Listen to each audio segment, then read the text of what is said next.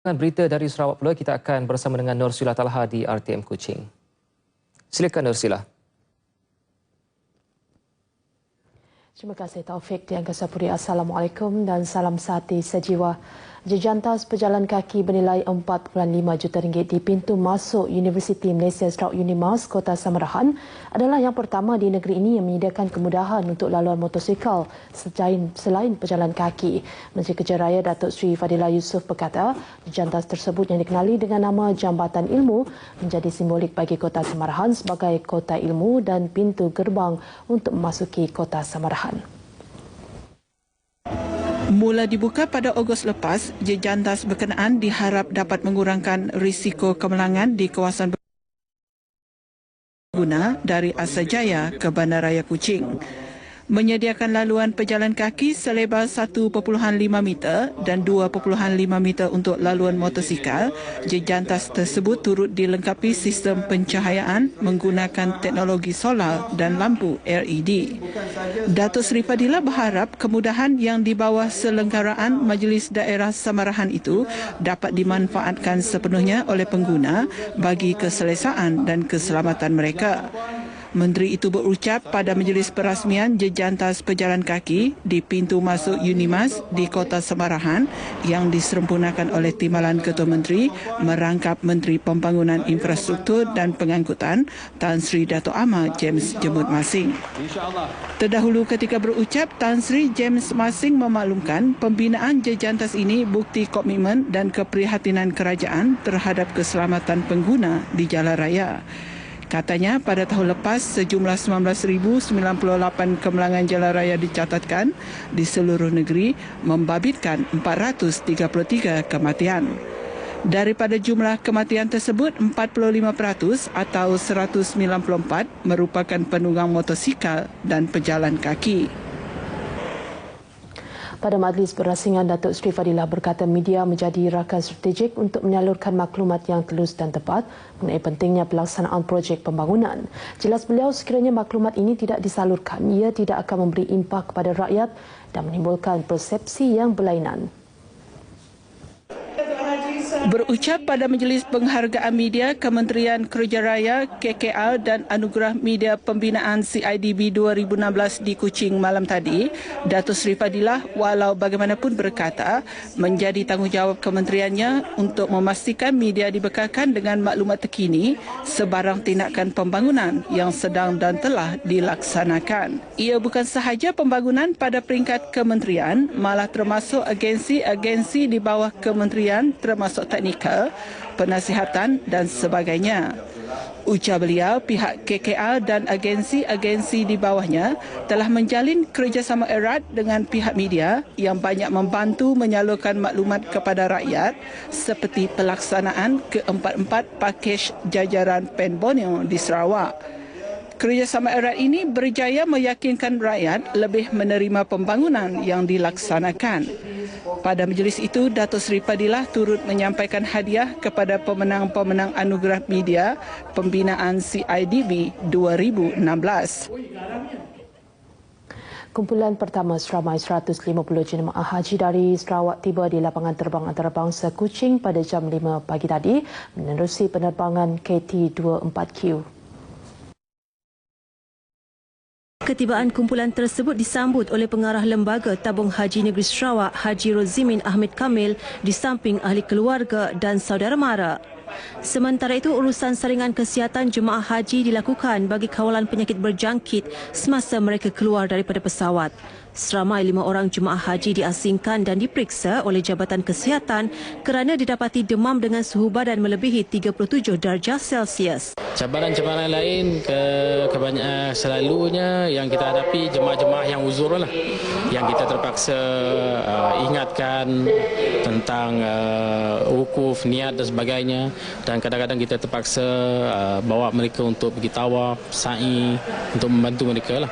Dari segitulah keuzuran uzuran. Dalam pada itu, pembimbing haji dari Jabatan Agama Islam Sarawak JAIS tahun ini, Ustaz Wan Nazarul Wan Abdul Latif, ketika ditemui pemberita RTM memberitahu secara keseluruhannya jemaah haji dari Malaysia khasnya Sarawak begitu komited dan berdisiplin. Seorang jemaah haji, Lumat binti Timbang dari Bekenu Miri, meninggal dunia di Mekah pada 24 September lalu akibat radang paru-paru.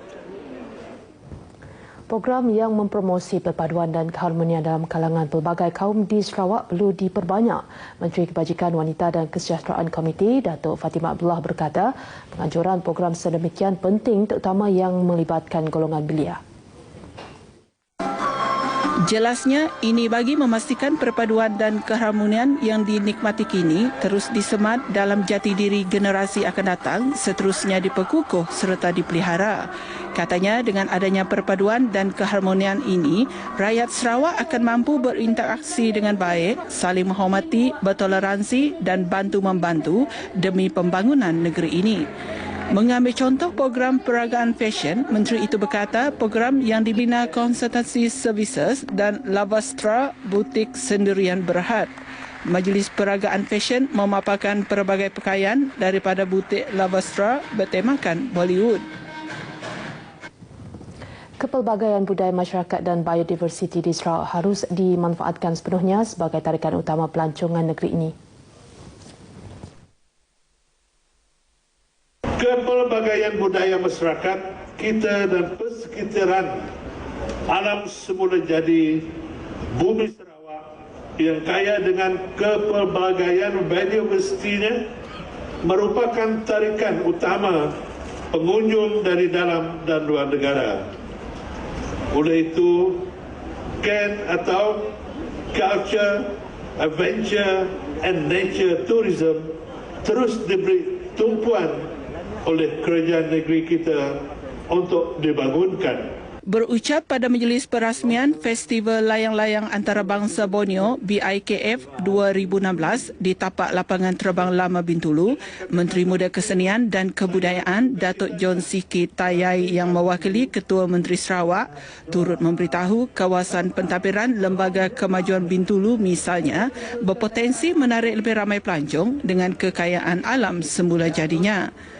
Kawasan ini termasuk Sebauh dan Tatau sekiranya dibangunkan secara bersepadu dan menyeluruh terutama melalui perusahaan inap desa mampu menjana pendapatan masyarakat setempat.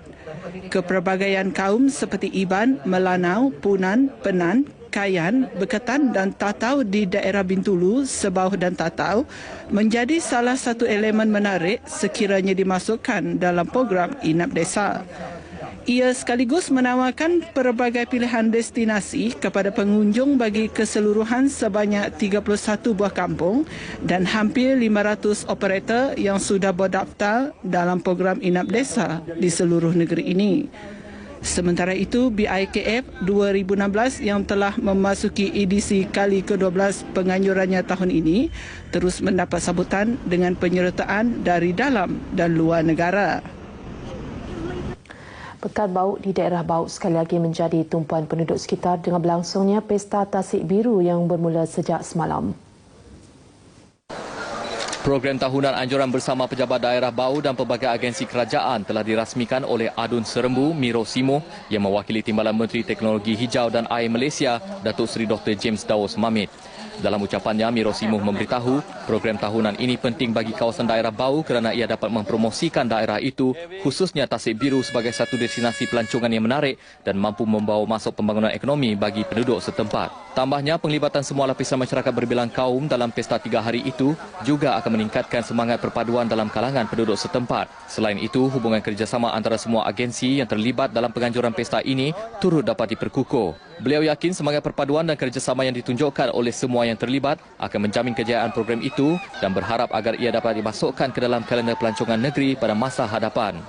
Miro Simo kemudiannya mengumumkan peruntukan berjumlah RM20,000 daripada Datuk Seri Dr. James Dawes kepada jawatan kuasa penganjuran seterusnya merasmikan pertandingan sukan air yang merupakan antara pengisian pesta itu. Pelbagai aktiviti diselitkan dalam sepanjang pesta berlangsung seperti pertandingan sukan air, pertandingan menyumpit, mewarna dan sebagainya selain menyediakan pelbagai gerai pameran dan jualan.